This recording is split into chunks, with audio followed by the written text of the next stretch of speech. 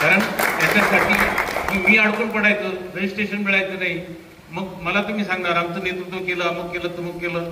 अजूनपर्यंत मी तुमचा एकही रुपयाचा चहा पिलेलो नाही आणि तुमचं काम होईपर्यंत तुमच्या रुपयाला पण हात लावणार नाही आणि काम झाल्यावरही लावणार नाही. मला तशी आवश्यकता नाही.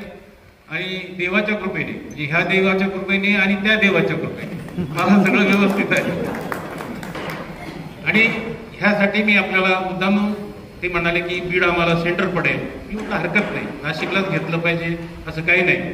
आता तुमची एक कार्यशाळा मी घेतली, आता त्या कार्यशाळेला कोण कोण होतं माहित नाही, परंतु सुंदर कार्यशाळा झाली, एकदम मस्त, सगळ्यांना एकोपा वाटला. 1, 2, 3, 1,000 लोक तुम्ही त्या ठिकाणी मला पाहिल्यानंतर शासनाला बरं वाटलं. मग मंत्री येऊ शकले नाही, पण त्यांनी त्यांच्या PS ला पाठवलं, PS नी तोंड भरून कौतुक केलं, मी सगळं शूटिंग काढून त्याला नेलं, ते सगळं दाखवलं. परंतु आपल्या मंत्री महोदयांना अजून नवीन आहे या घाटाचे मंत्री, त्यांना अजून अधिकाऱ्याचं ऐकायचं का मागणी ज्याची आहे त्याचं ऐकायचं याचं अजून थोडंसं ज्ञान मी दिलेलं नाहीये. तेही माझे केले आहेत, माझ्याकडूनच 2 वेळा आमदारकीचं तिकीट घेतलेलं आहे, म्हणजे त्याच्या प्रचारालाही मी गेलेलो आहे. परंतु शेवटी खुर्ची आहे, आपण निश्चितपणाने त्यातून मार्ग काढणार आहोत.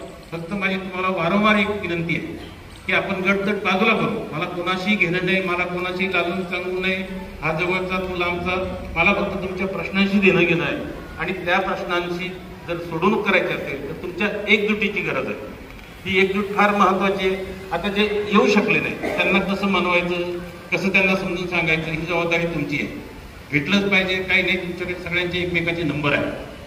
आणि ह्या सगळ्या गोष्टी बघत असताना माझी आणि रविवारी मुख्यमंत्र्यांची भेट ठरलेली आहे. परंतु आता मी त्यांना फोन लावला होता तर ते चंद्रपूर गडचिरोलीला आपले भारताचे न्यायाधीश गवई साहेब येत आहेत, त्याच्यामुळे ते एखाद्या वेळेस तिकडे जाण्याची शक्यता आहे असं मला CM ऑफिसने फोन होता. जरी तसं झालं तरी मी सोमवार मंगळवारी त्यांच्याकडे आहे. मी त्यांना टेंटेटिव्ह ह्या गोष्टी त्यांच्या कानावर टाकतो. लवकरात लवकर तुम्ही रजिस्ट्रेशनच्या कामाला तुम्ही लागावं आणि आपण लवकरात लवकर बैठक घेऊन हा प्रश्न सोडवण्याचा प्रयत्न करू. परंतु हा प्रश्न सुटला म्हणजे विषय संपला असं नाही, तर तुमचे अनेक प्रश्न अजून बी आहेत. त्या प्रश्नासाठी ही युनियन भक्कम करणं आणि शक्तिशाली करणं फार गरजेचं आहे, हे लक्षात ठेवा. मी तुमचं नेतृत्व स्वीकारलेलं आहे. मी तुमचं नेतृत्व एवढ्यासाठी स्वीकारलेलं आहे की तुम्हाला खरोखर माझी गरज आहे आणि मी तुमची गरज पूर्ण करू शकतो याची मला शाश्वती आहे. कारण या खात्याचं मी मंत्री राहिलेलो आहे, महिला बाल कल्याण खातंही माझ्याकडे होतं. त्याच्यामुळे या सगळ्या प्रश्नांच्या बारीक सारीक गोष्टीची मला पूर्णपणे जाणीव आहे. सोडवण्याची मी माझ्या परीने त्यावेळेस अनेक प्रश्न सोडवलेले आहेत. इथून पुढे राहिलेले प्रश्न आपण निश्चितपणानं सोडू आणि ह्या एकजुटीशिवाय हे प्रश्न सुटणार नाही, हे वारंवार सांगतो.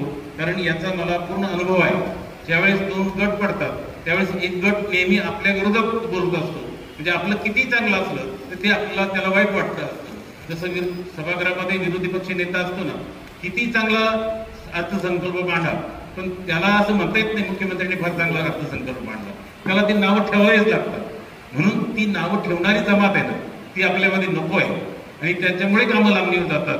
तेव्हा आपण एकमुखी एक हाती अशी वज्रमूठ तयार करून ती आपली अनुसूचित जाती वस्ती शासकीय अनुसूचित वसतिगृह कामगार युनियन असं याला आपण नाव दिलेले, ही मजबूत करू, बळकट करू आणि याची वज्रमूठ आपण निश्चित आता वज्रमूठच दिलेली आहे आपण. आणि ती वज्रमूठ ही कशी आहे ही आपण लवकरात लवकर शासनाला दाखवून देऊ. पुन्हा मी आपल्याला विनंती करतो की आपण सगळ्यांनी एकत्र येऊ, हा लढा लढू आणि जिंकू अशी या ठिकाणी आपल्याला ग्वाही देतो आणि माझे 2 शब्द संपवतो. धन्यवाद.